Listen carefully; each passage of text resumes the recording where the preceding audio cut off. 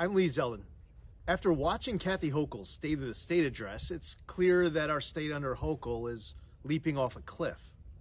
During last year's campaign for governor, we offered a new vision for the Empire State, one that would restore law and order, reverse decades of economic decline, and finally break the corrupt culture that has infected Albany for too long. You didn't hear Hochul talking about fighting corruption, did you? Millions of New Yorkers voted for our agenda. I received more votes than any Republican statewide in 52 years because of a desperation to save our state. Yet amazingly today, it is clear Kathy Houcal has confused the results of what was the closest gubernatorial election in a generation for a mandate to continue the same failed policies that caused our state's spiraling decline. Even worse is Hochul's vindictive declaration of war on New York's suburbs, masked as a housing plan. It's a proposal to replace local control with Hochul control. She doesn't understand that New Yorkers don't want to be ruled by an emperor governor. The people want to be in charge of the government, not the other way around.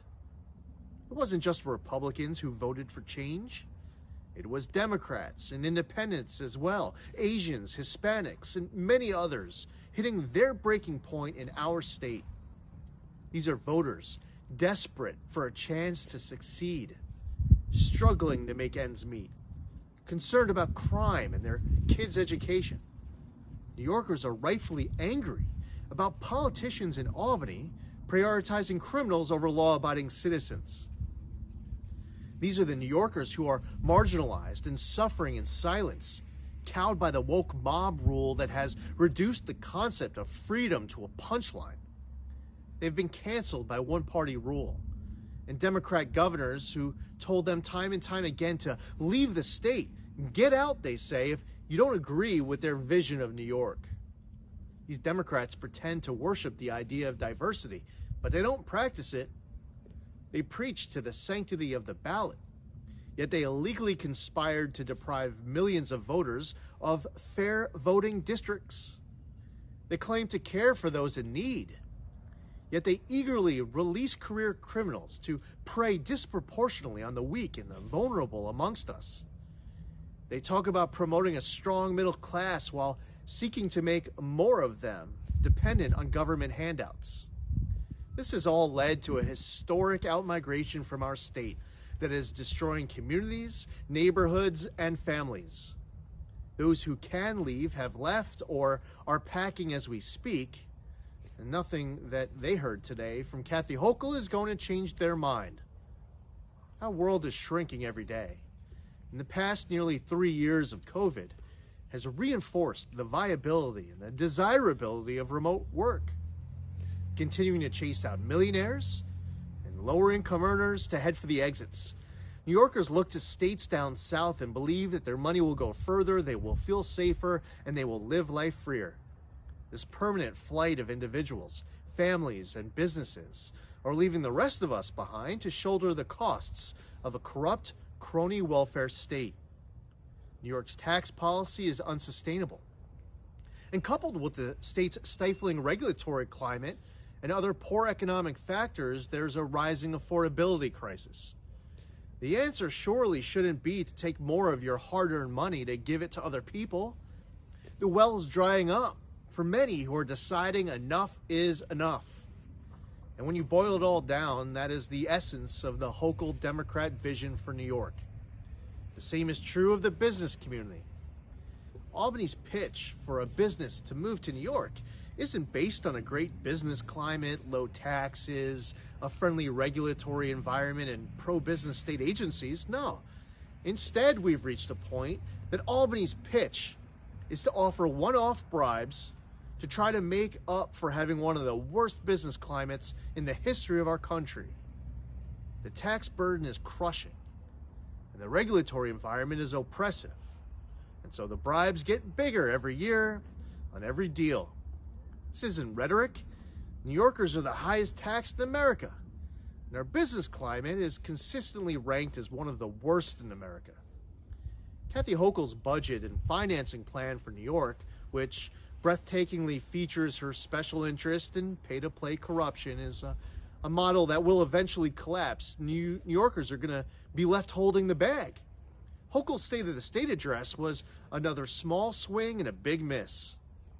Here are 10 of the dozens of items I would have been sure to feature if delivering this speech today for Hochul. 1, term limits. No statewide elected official should serve longer than 2 terms of 4 years each. 2, declare a crime state of emergency and suspend cashless bail, raise the age, less is more, the HALT Act, and recent discovery law changes. Lift the cap on charter schools. Give judges discretion to weigh dangerousness when setting bail. Reverse the state's ban on the safe extraction of natural gas. Approve new pipeline applications. Enact the largest tax cut in the history of the state. Rehire all public sector employees who were fired for their personal decision against receiving the COVID vaccine. Fire weak district attorneys who refuse to enforce the law, including Alvin Bragg. Refuse to meet with any campaign contributors soliciting business from the state. In the meantime, New Yorkers will continue to suffer with incompetence and fraud with no accountability.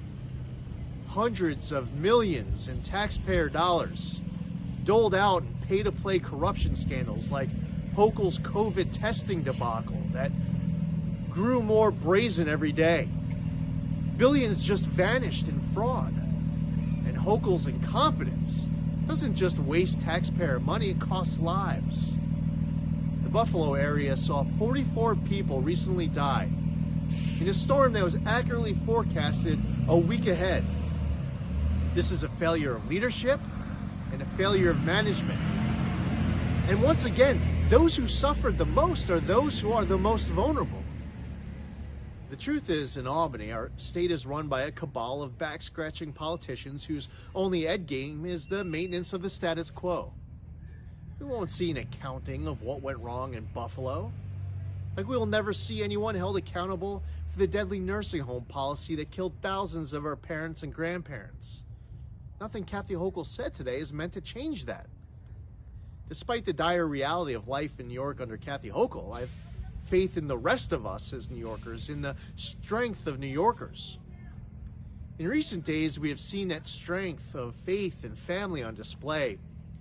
We've seen how faith can bring us together, how family give us strength, how faith amplified by the power of social media can be a tool for good, how faith can transform the most dire circumstances into a bastion of hope.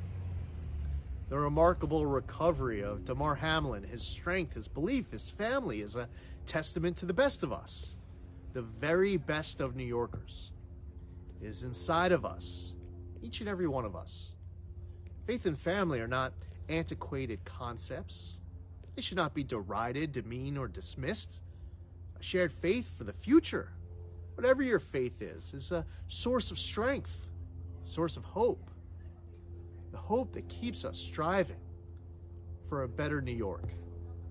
Let's go save our state.